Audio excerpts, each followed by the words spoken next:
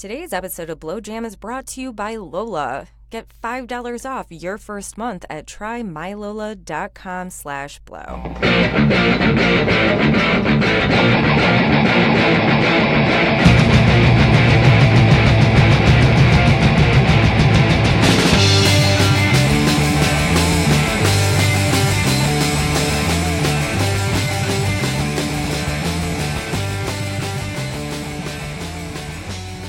Hey buddies, it's Blow Jam presents Podsmash.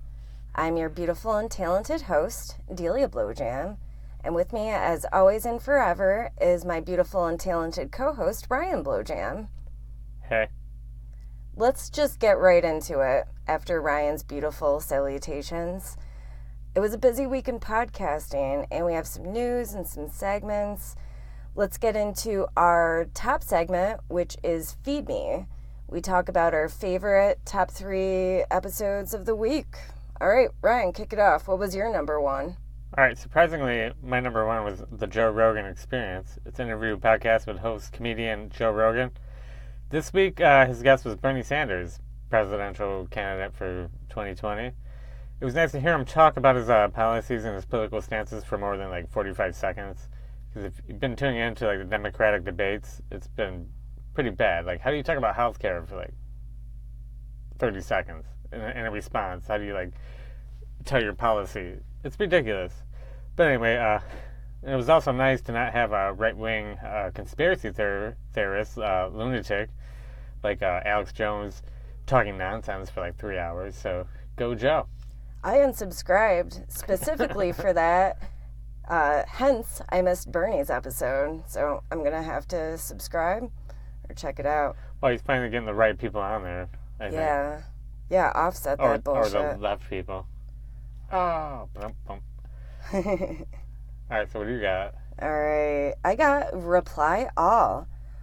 It's a technology and cultural podcast hosted by Alex Goldman and PJ Vogt.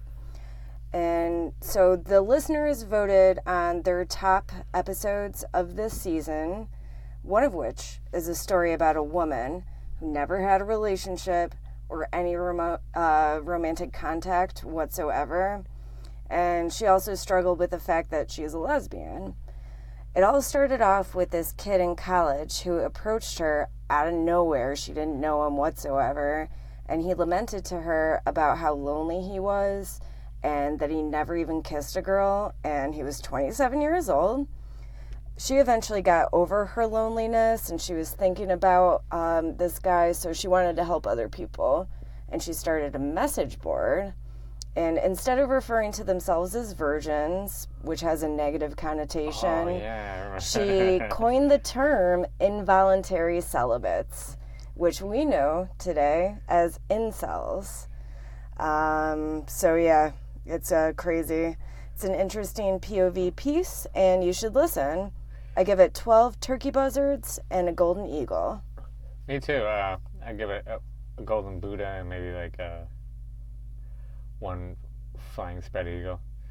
But I remember that. It's an older episode, right? Right. Cool. But the listeners voted and they wanted it again. It is one of the best because a lesbian woman created the incel community. And she is beside herself. She thought it was going to die with her when she decided to just stop doing it. She's not happy about it. Yeah, she is not happy about it. It's a really great episode. Listen to it. Reply All. Cool.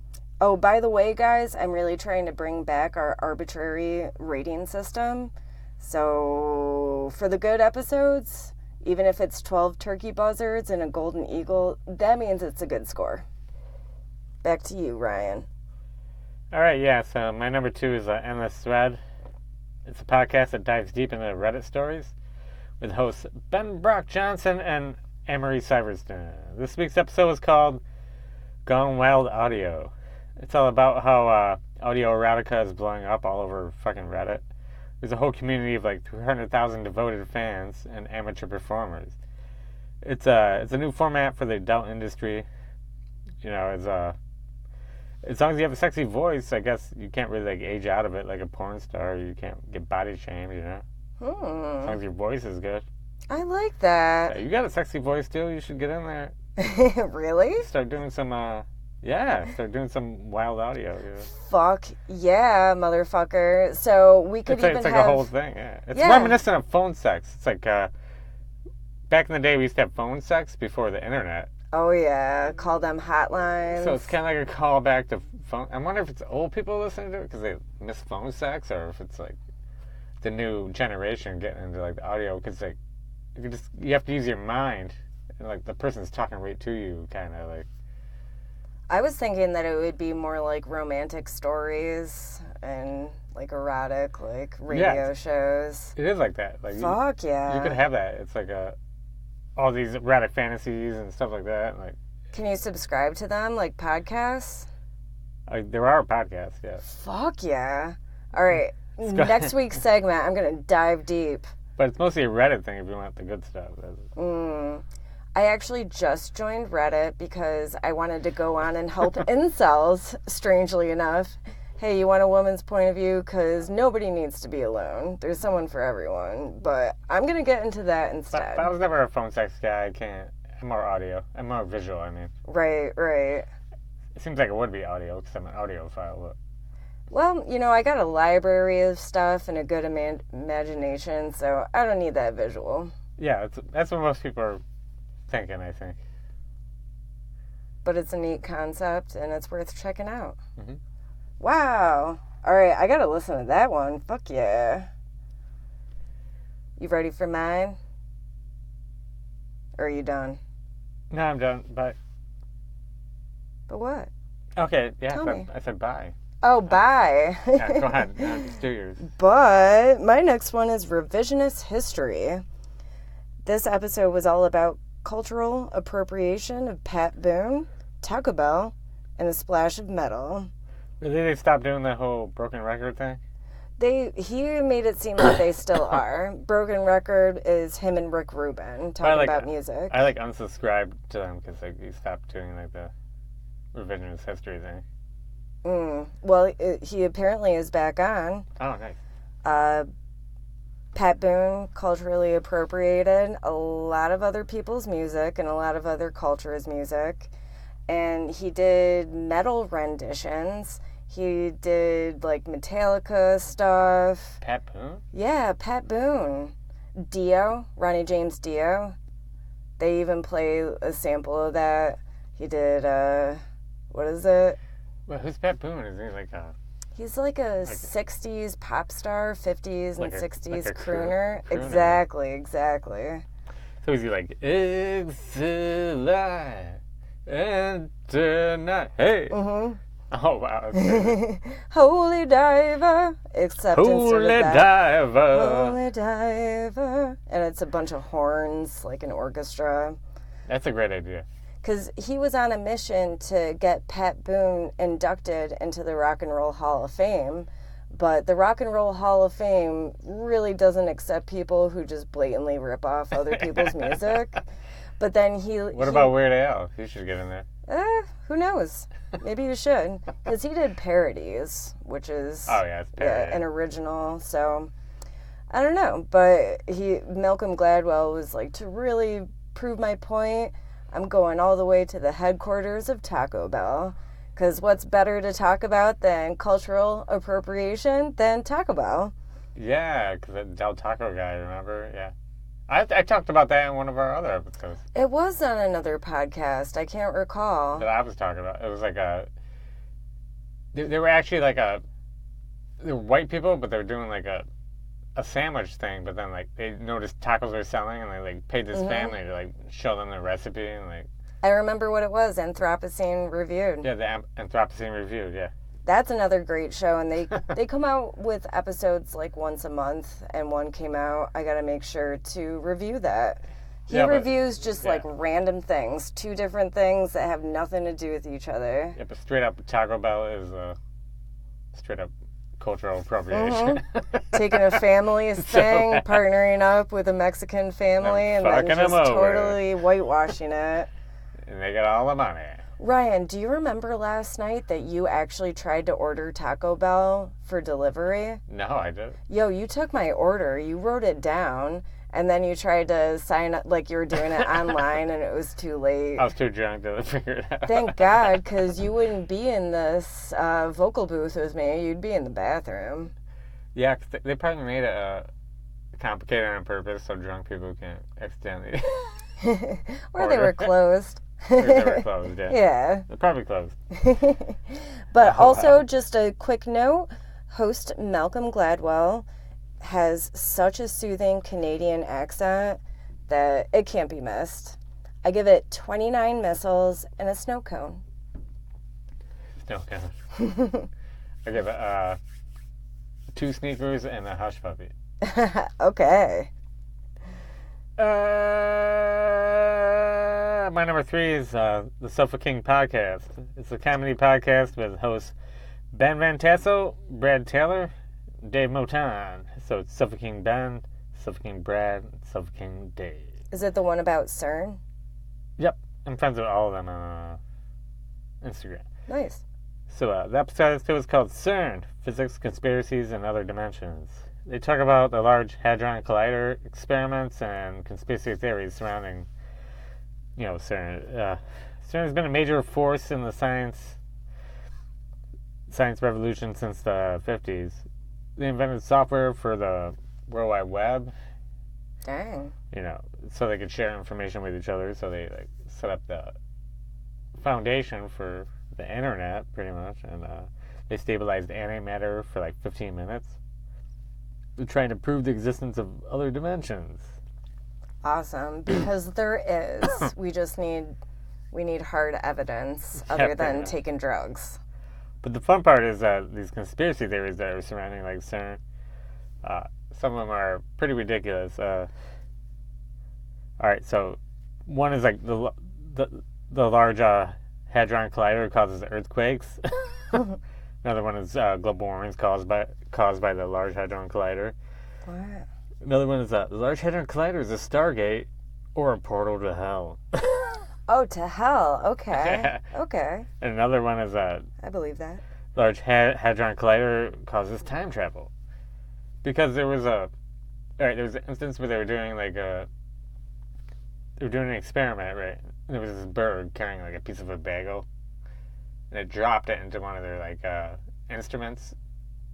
And it fucked up the whole experiment, and they're like, "What the fuck was it?" It was a piece of bread that a bird dropped. So these conspiracy theorists think this bird was sent from the future with a piece of bagel to disrupt CERN from doing the experiment, so they could future bagel. Some 12 Monkeys shit, They're watching 12 Monkeys, obviously. Yeah. Future bagel. So a bird with a bagel came from the future and fucked up CERN. Wow. But whatever, it's fun. I have it in my feed. I gotta listen. Yeah, listen to Sofa King. They're cool. It sucks because next week I have a training class, which means that I have to talk the whole time and I have no time to listen. I will do my best, kids. But definitely, that's in my feed. I haven't listened. I've been slacking. Cool. Planet Money is my third choice. Honestly, I should have put it as number 1. It's so good. They actually took it out of Rough Translation. So Planet Money is an NPR podcast. Rough Translation is another one. They took a Rough Translation thing, put it on their own show, and it's called The IT Guy versus the Con Man. It was a scam for calling the elderly and scamming them out of money. They'd make them go to Western Union and send them thousands of dollars. And they needed an IT guy. And the IT guy helped them set up their phone systems. And, they had to get everybody laptops. They would run up and down floors to do it. But the IT guy had some serious moral, ethical reservations over time. But the owner was totally reliant on him and loved him. So it's just this guy's moral grappling with the situation and the action that he took for it. And he's really smart. He's a really cute dude. I love his voice. Definitely listen. Please do. How do you know he's cute? He just has a really cute, Hispanic accent. Oh, so... It took place in, Honduras or, I can't remember, Venezuela. Should you do some Gone Wild audio, some audio erotica? I will. I'm going to call him up. No, should he do it? I don't know. Should he do it? Yeah, maybe. With me? There's guys, too. All right. Those guys are like, you look so great today, baby. Just, compliments and, I'm listening to you. I understand. It's okay if you touch yourself. Right. You must have had a hard day. Why don't I draw a bath for you and listen to your problems? Mm-hmm. I'm not going to offer solutions. I'm just going to listen. It's straight up it, man. Some of it. Wow, I'm getting all hot and bothered. Just listening to myself fantasize about the IT guy. Understanding and the IT guy. Maybe he's in the wrong business. Maybe. Well, you have to listen and judge for yourself. You ready for some ads? No. Fuck. You have one last one? No. Why aren't you ready for ads then? Okay. Okay.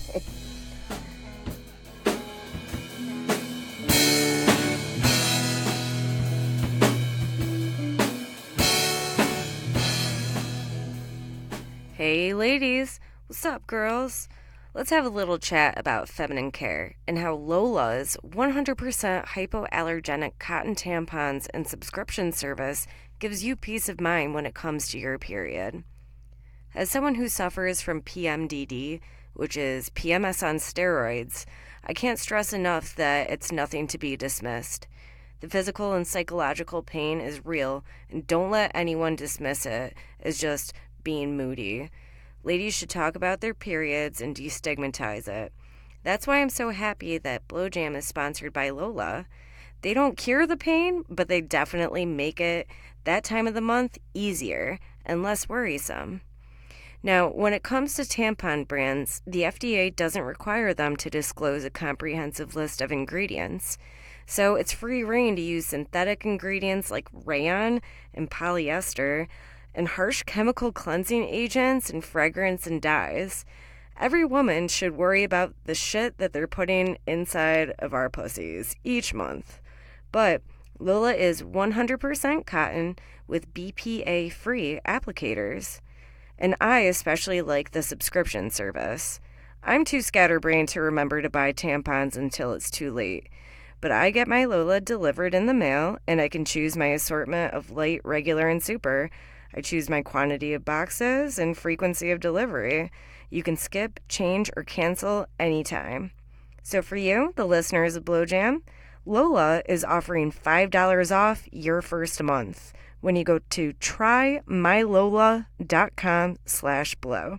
Again, that's trymylola.com/blow to get $5 off your first month.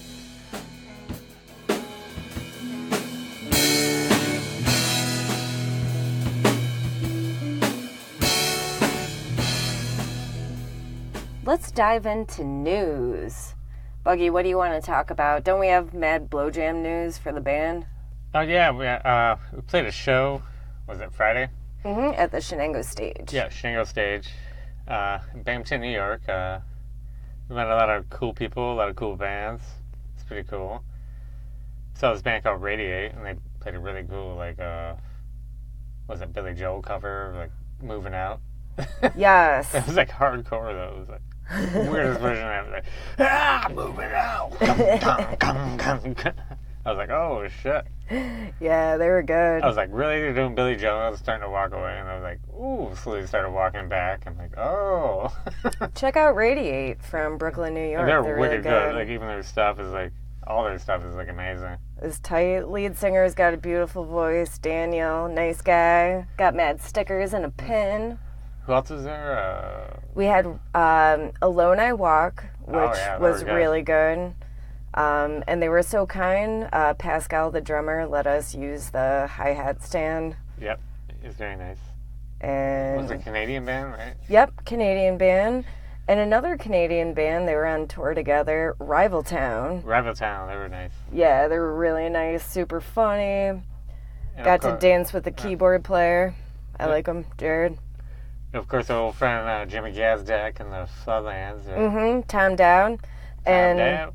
you know, Tom was my hero because he said it and it validated me, which is he kept fucking up and he's an amazing guitarist and he was just like, the lights are killing me. I bombed this show because of the lights. I felt like I almost was going to have a seizure. Yeah, I think the lights are fucking all of us up. It was You too dark. killed it. You always kill it. Well, I try to redeem myself. But I was the worst by far. So it's good to bomb a show. if I start bombing, I just turn up louder and make Ambient noise. distortion noises. That's smart. But that's the only way I can deal with it. It's kind of juvenile, but at some point I'll get better. But we also went to see Walking Distance and our good friends Crooked Knuckle at the Beer Tree. That was so much fun. Yeah, Kevin Cober's in Walking Distance, and was that Maddie's first time playing? It was. Pretty cool. Our friend Maddie Novak, she's been in so many bands. She just joined. Yeah, a lot of fun. Good tacos, good times. A really drunk Irish guy who was like 50-something wouldn't stop talking to us. Yeah, he got weird on it. Because there was like a river float thing where people float down from the Shenango State Park down to the Beer Tree and Yeah, crane. they And it's float like, for miles and they for have like miles. pickup cars at like the drop-off point. But everyone's drinking beer on like a 3-hour float ride, and like In the hot summer sun, so people were wasted. people are crazy when they get back. It was awesome. It was a great show, though. I thought it was awesome. It was really good. I'm like, Buggy, this is the best date that we've been on in a long time. Probably had the best tacos I've ever had in my life, and the fucking quesadilla was like eating fire. So, pretty good, man. It was good. Beer Tree, highly recommend it. Crooked Knuckles, check them out. Walking Distance, check them out. Oh, yeah. So good. And also, what is it? We got a Blow Jam Jamboree next Sunday. We do. So we invited our favorite bands that we've played with and that we've watched recently to come to Blow Jam. And I'm going to snag some interviews from everybody. We're also going to jam, hopefully. I want to do like a jug band thing, but it's not up to me. It's we'll go with the flow. Just really employ our washboard and our juice harps and bust out the banjo. I know you don't want to, but I do. I don't do it. We can play. Yeah, we'll play. So really cool bands are coming over, and you will hear a lot of interviews. Thinking about like slapping an interview in Podsmash, maybe. You know, I don't know. We'll figure it out. I don't know. This is sort of an offline discussion. Well, we got oh yeah, me and Joe are gonna record Lady Hawk. We're going back up to Moontown, do some singles. Mm-hmm. We're gonna record Lady Hawk. We're gonna go Pet Sounds with it, and Yeah. then maybe do shopping malls too. This week. Yeah. Finally, it's going down. Should be nice. Blow Jam, actually, we booked a show very briefly at the Galaxy, which is an awesome venue with Floodlands, a great band, Jimmy and Tom's band. But I kind of was like, oh, you want us to play? That's amazing, cool place. But then I'm like, you know what? The boys and we got to get back to our roots and start jamming again. Yeah, well, we just want to finish these recordings and like stuff like that. You kind of like jump the gun. I did. I was just flattered. It's so good. I would love to play with these bands. They're I great know. bands and, They're so good. But maybe in the future, like we need some time to get this EP and like these singles out. Right. So we have something to promote while we're playing. We kind of did it too early. We did that the wrong way. But it's cool. It's cool. I wouldn't change it. I love it. It's all right. It's been a lot of fun. I think that's it for Blow Jam news, if I'm not mistaken. Yeah, it's pretty good. Can I start out with my segment? Sure. I got a true crime segment, and I've been binging on this new podcast. It's called The Clearing. And there's this lady. She grew up in a tumultuous childhood. Her dad was like a sociopath, like very, very bad guy, and they moved around a lot. Like, they'd move into a place, and then a month later, they would move out.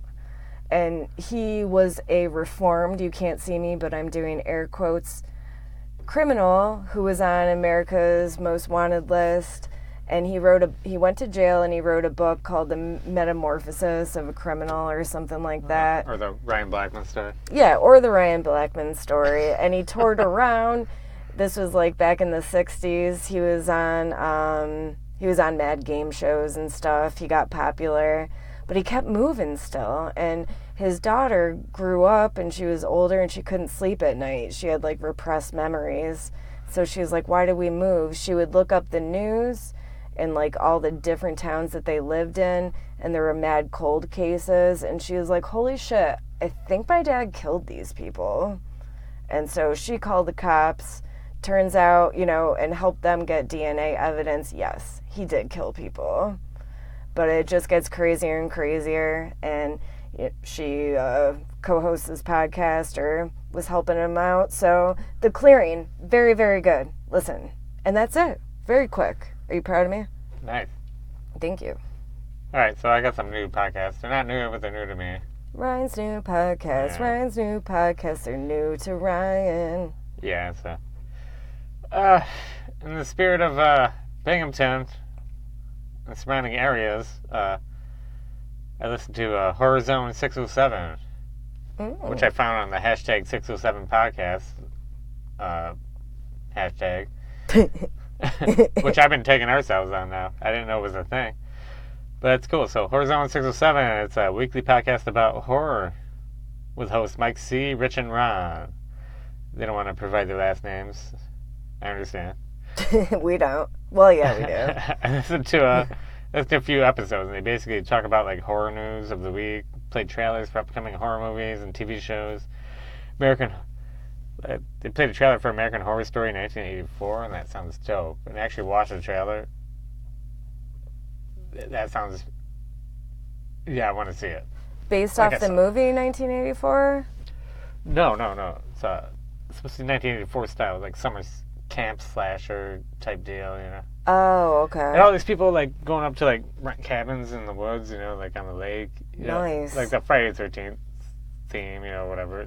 I saw the trailer and like they're all in the cars like drinking beers and like woo, all wasted, drinking beers and stuff, and like drinking and driving, 1984 style, and like but then you see underneath like one of the cars, there's just like a serial killer with like a machete just hanging on underneath the car. American Horror Story does it right. So I was like, oh, they're going slasher. Fuck so, yeah. I thought that was cool. So shout Horror Zone 607 and shout to all the 607 podcasts, man. I got another one for next week. I was going to do all the 607 podcasts, but I'm going to do one a week. That sounds good. I like your plan. Because you had the Ocho Duro Parlay Hour, too. We did that last week. Okay. That's pretty good. So we've done Pineal Express a bunch, Ocho Duro, 607 Horror. Fuck yeah. Pretty Go good, Binghamton man. Podcast, Binghamton, New York. Horror Zone 607. Nice. So, my next one is, it's called Bizarre Albums. It's a show about bizarre albums. Really? With Tony Thaxton. Tony Braxton? Tony Thaxton. Oh. Which is kind of funny. I sound like Tony Braxton. I listened to all the episodes so far. Episode 1 is it's called The Wrestling Album. They're pretty short episodes, they're like 20 minutes. It was all about the wrestling album when they were actually still called the WWF instead of WWE in like 1985. They definitely released a cheesy rock album with Hulk Hogan and Roddy Piper. It was pretty funny and stuff. And I knew you were gonna like think it was the one in the 90s, but they released another one with that Macho Man where they're rapping and all that. In the 2000s? Yeah, in the 2000s. Oh, and the 90s, too. Oh, so there's... The 90s? So is there 3 wrestling albums? Oh, my God. Uh-oh. Yo, we're going to have to dive deep and get back to you next week. Yeah. It's pretty funny, but the second episode was The Simpsons Sing the Blues. So the Simpsons album. What? You don't remember? They did a song called Bartman. Oh. Don't remember the Bartman? Let me see if I can cue it up. Okay. But, like, every member of The Simpsons did a song. Like, Homer did a song, so did Lisa. She did a one with Bleeding Gums Murphy or whatever. That's why The Simpsons Sing the Blues or whatever. It's pretty funny. Did Maggie do one? and it was like instrumental, and she just beatboxed with her pacifier? She might have. Oh, I can't remember. Oh, here it is. Yay, you found it. I found it. Without dead air. Here we go.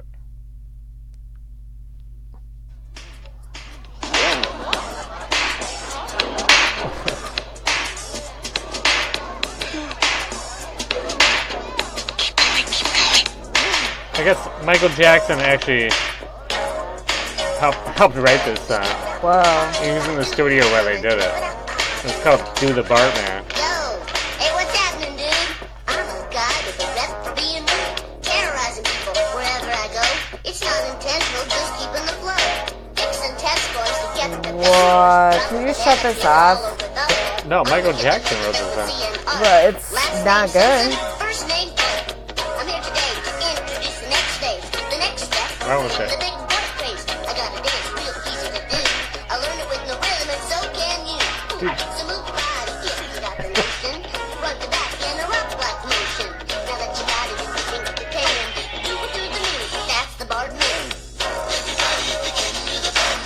Check it out, man.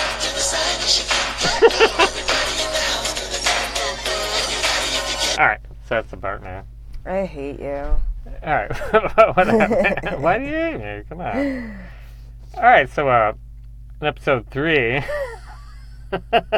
well, the Bartman premiered and went number 1 on the music charts in 1990. And I remember this because I was 10 years old. And the Bartman was number 1. Alright, so episode 3 is about Bruce Willis returning to Bruno. It's a weird blues rock album where Bruce Willis sings the blues. Yes. It's not very good. He's a great harmonica player. Yeah, he's very good, but like it's not.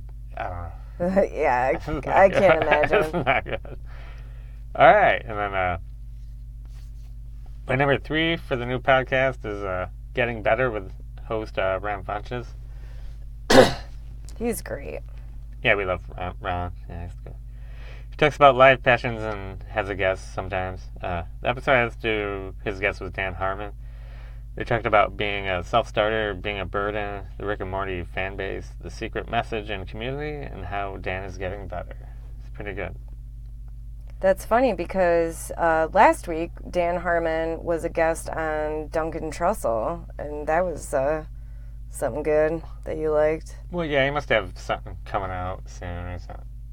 Oh, Rick and Morty. Rick and Morty, or he was attached to the Simons of Titans thing too, and like this Bubbles a Chimp movie or whatever about Michael Jackson's Chimp? Chimp. It's a stop-action movie about Whoa. Michael Jackson's monkey.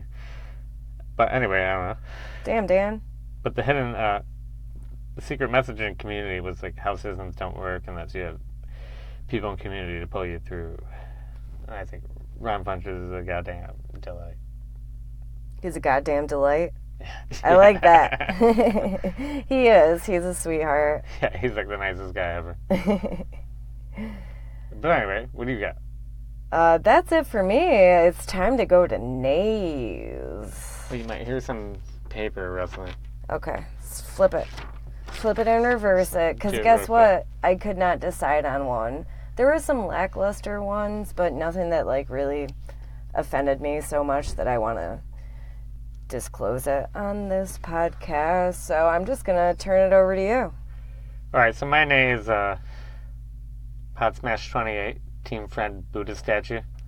Good choice. I actually got too drunk and complained about Macaulay Culkin and his podcast being too drunk.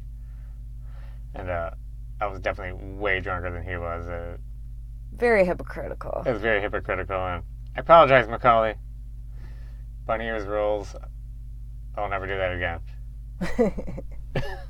Fair enough. I am the drunk asshole. You said it here. All right.